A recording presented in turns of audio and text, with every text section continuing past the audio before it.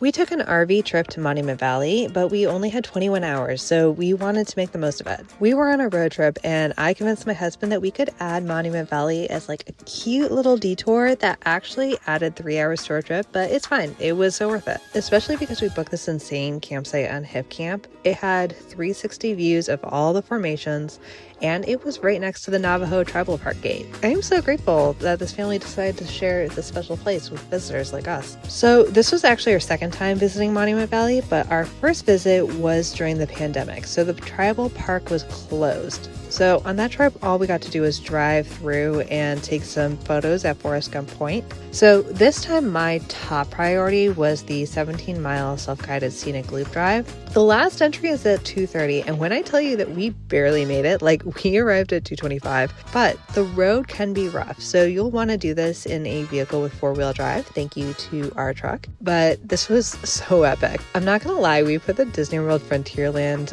music loop on while we drove because we are dorks. But what I realized is that you're only seeing a portion of the amazing formations at the visitor center. You actually really need to drive back into the park to fully experience it. The drive took us almost 2 hours, including stopping to admire the views and take pictures. And then we headed back to the campsite in time to catch a stunning sunset, walk our dog, and eat dinner. It was a really chilly night, so we decided to cozy up in our camper and watch Stagecoach, which is the John Ford and John Wayne Western that heavily features Monument Valley. And if you watch it, you'll realize they're just driving around and around Monument Valley the entire movie. We woke up to some beautiful sunrise colors before heading back to Monument Valley, this time for a morning hike on the Wildcat Trail. This is an easy 4-mile loop from the visitor center down to the valley floor, and it's one of the very few hikes inside the Monument Valley Tribal Park. It was really cool to get close up to West Mitten, and this is what I love about off-season travel.